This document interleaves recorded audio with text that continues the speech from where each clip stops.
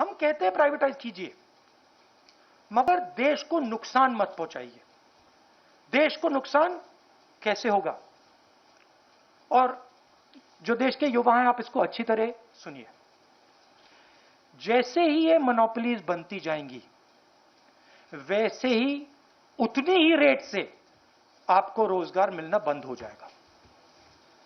आप स्कूल्स में हो, कॉलेजेस में हो, इस देश में जो छोटे बिजनेसेस होते हैं, मिडिल साइज बिजनेसेस होते हैं, जो आपको रोजगार देंगे कल, वो सब बंद हो जाएंगे, खत्म हो जाएंगे।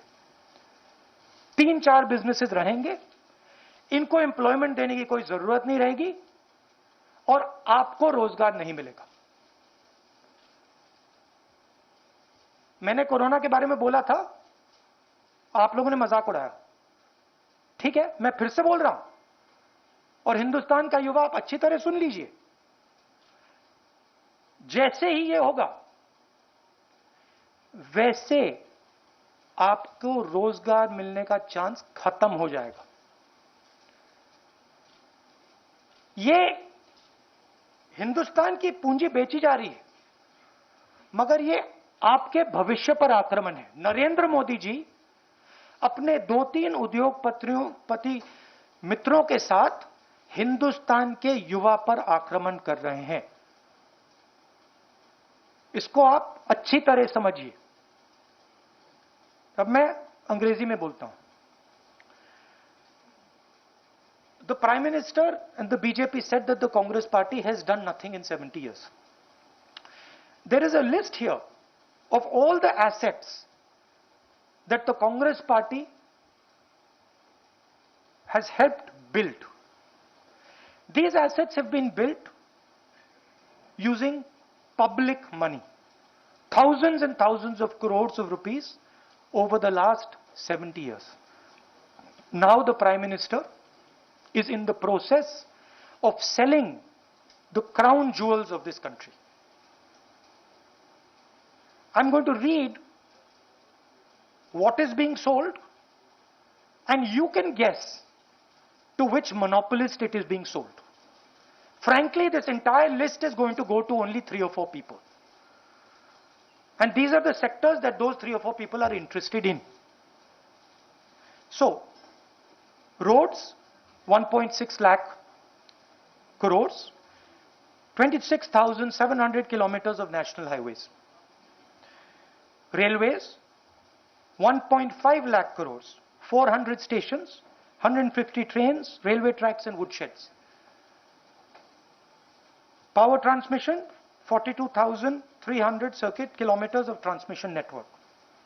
Power generation, 40,000 crores, 6,000 megawatts of hydro, solar, wind assets. Natural gas pipeline, 25,000 crores, 8,000 kilometers of GAIL pipeline. Power pipeline, 4,000 kilometers, sorry, petrol pipeline, 4,000 kilometers, Indian Oil and HPCL pipelines. 22,000 crores. Telecom, 35,000 crores, 2.86 lakh kilometers of BharatNet fiber optics. Warehousing, 29,000 crores, 210 lakh metric tons of food storage. Who is this designed to hurt? This is designed to hurt our farmers. This is designed to make sure that one person gets a monopoly in the agricultural system of India. Mining, 20,000 crores, 160 coal mines. Airports, 21,000 crores, 25 airports.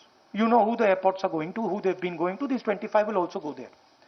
Ports, 13,000 crores, 31 projects, 9 ports. You know who that is going to go to. Stadiums, 11,000 crores, 2 national stadiums. So this is what is being given away, what is being gifted. Now, we had a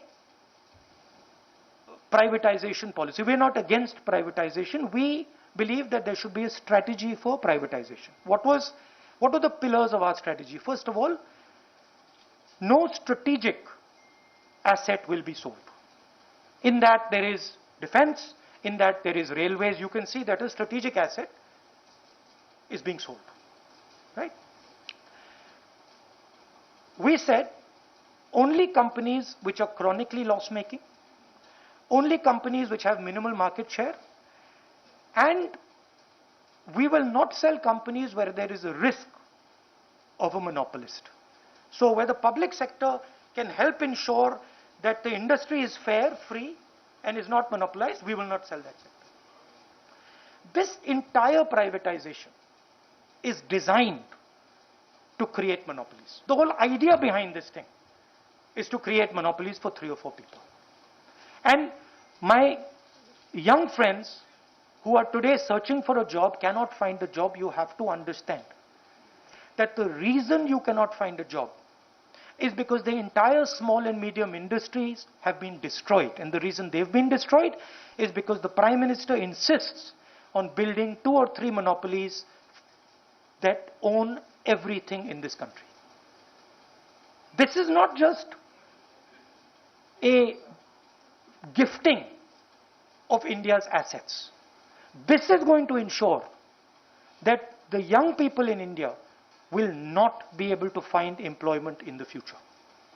I gave a warning during Corona. I said to you that Corona is going to be a disaster.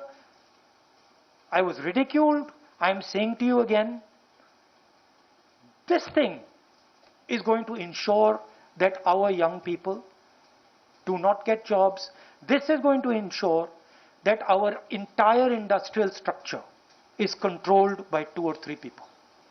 And so as a youngster, it is your duty and my duty to fight this and to make people understand what the Prime Minister is doing. The Prime Minister is not working for the people of India. The Prime Minister is working for 2 or 3 monopolists. There are many other issues related to this, which we haven't gone into the details of, but we are concerned. There is the issue of what happens to reservations, for example. There is the issue of what happens to strategic industries.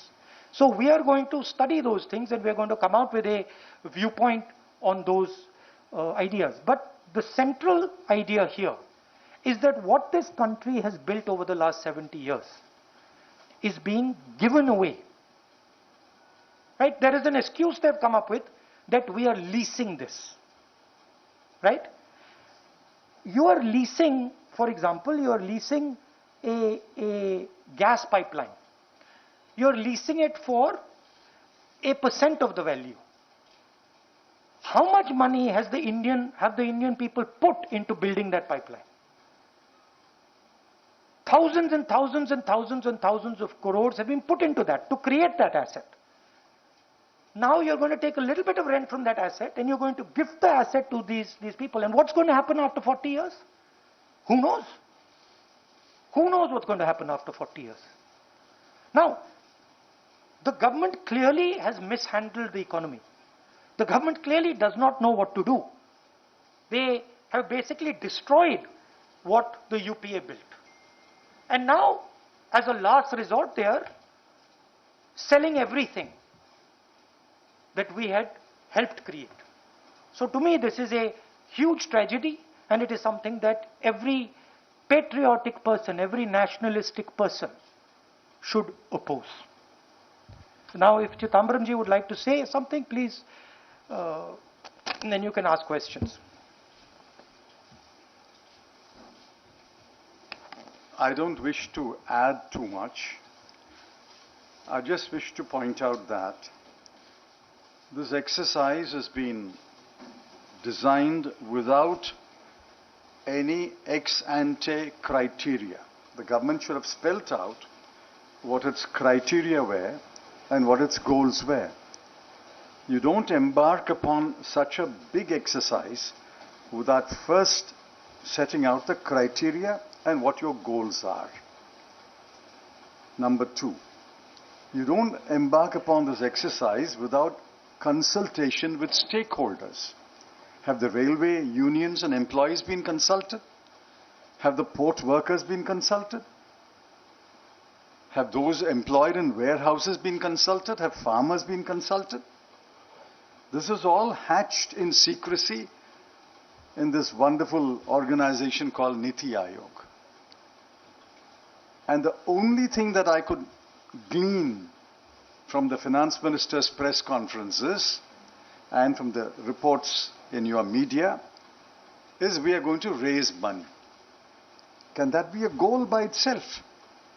We are going to raise 1.5 lakh crore a year for 4 years.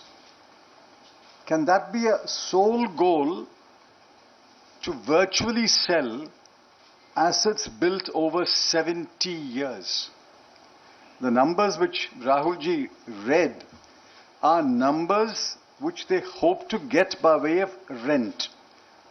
You may call it by whatever name, but it's effectively rent. These are not the numbers of the money that is put in there. If you count the money that was put in to build, say, 26,700 kilometers of national highway and go down the line, it runs into a humongous amount of money.